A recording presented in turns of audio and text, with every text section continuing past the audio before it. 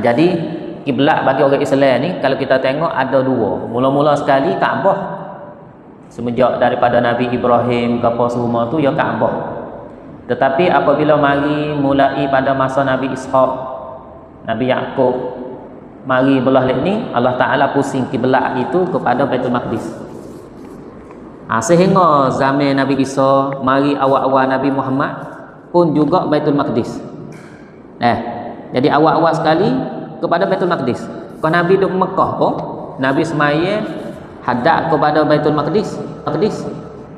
Nabi semaya walaupun ada Kaabah ada di Mekah, tapi Nabi semaya kepada Baitul.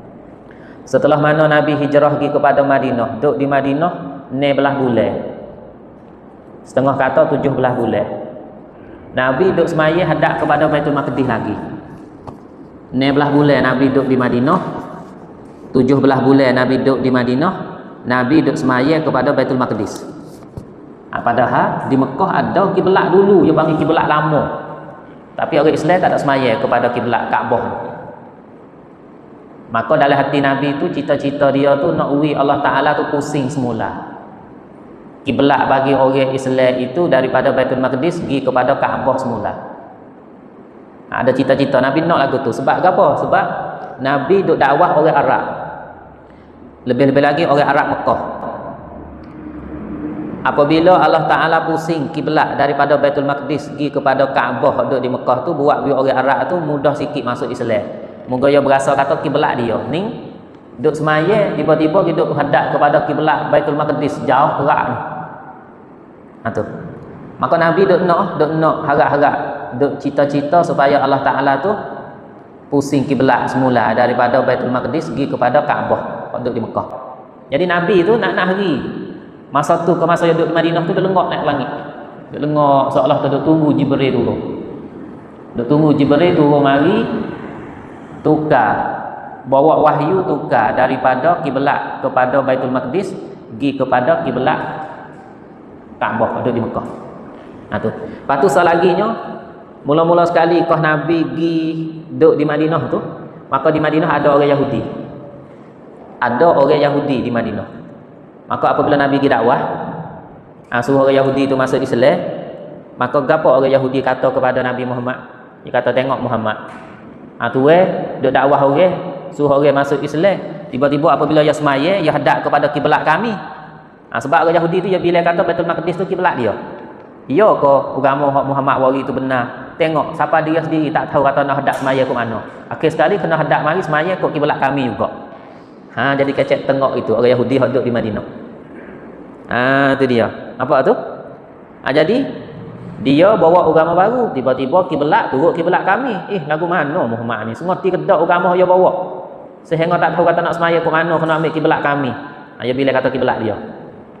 Tu dia panggil salah satu sebab yang buat Nabi tu duk tunggu semua hari-hari supaya Allah Taala hantar Jibril mari buat turun wahyu tukar kiblat. Daripada Baitul Maqdis pergi kepada Masjidil Haram. Itu pergi kepada Kaabah, Masjidil Haram. Sebab tu Nabi duk tunggu semua hari-hari. Duk tunggu semua. Berarti duk tunggu wahyu. Duk lengok semua Nabi, bilalah Jibril nak hari ni. Bilalah Jibril nak turun hari ni. Seolah kata duk nak Nabi. Duk nak. Soalnya folk Yahudi duk nyanyi. So yang kedua nak orang Arab tu mudah terima dakwah dia. Nak Allah Ta'ala goyak turun wahyu suruh tukar kiblat ni, nak tahu kata ya ni kami ada kiblat kami ni. Dan juga nak orang Arab tu mudah beriman, mudah masuk Islam kerana dia ada kiblat dia sendiri. Ni tu duduk di Mekah misalnya, berpia semaya Kaabah dolek belakang hadap kepada Baitul Maqdis. Kiblat ada bertawaf sini, bersemaya hadap kepada lain, kok lain. Tu. Ni apabila semaya hadap kepada Kaabah ni, maka buat orang Arab tu mudah sikit terima ajaran Islam. Tu ialah bukan pun perayaan hak peribadi Nabi dak. Bukan kata Nabi malu kerana orang Yahudi duk nyanyi hari-hari semasa dia duduk di Madinah mula-mula 16 bulan 17 bulan tu dak. Nabi tak malu pun. Cumanya Nabi kira maslahat kelik kepada agama Islam. Kelik kepada umat dia orang Arab tu supaya orang Arab mudah sikit terima ajaran Islam ni. Maka akhir sekali Allah Taala buat turun sungguh. Fawalli wajhaka syatral masjidil haram wa haitsu ma kuntum fawallu wujuhakum syatra.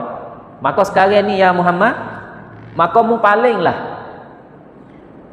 kiblat kamu semaya tu kepada Masjidil Haram, dan wahai suma kuntum fawallu wujuhakum syatrah, maka kamu duduk di mana saja sekalipun, maka kamu hadap gilah kepada Baitullah, Kaabah. Ayat ni turun ketika Nabi duduk semaya asar, setengah kata di masjid dua kiblat lah. Masjid duduk di Madinah tu masjid dua kiblat tu kan, masjid kiblatain itulah. Orang yang buat umrah tu pergi ziarah lah masjid kiblatain ni.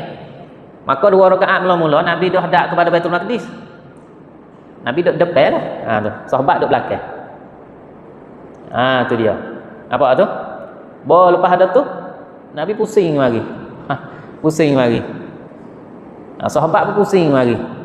Turut Rasulullah. Lepas tu Rasulullah pergi duduk depan. Maka 2 rakaat akhir tu, 2 rakaat akhir maka hadap kepada Baitullah. 2 rakaat mula-mula hadap kepada Baitul Maqdis. 2 rakaat yang kedua tu, 2 rakaat akhir hadap kepada Kaabah. Sehingga di situ dinamakan Masjid Kiblatain, masjid 2 kiblat. Duduk di Madinah tu. Di situ.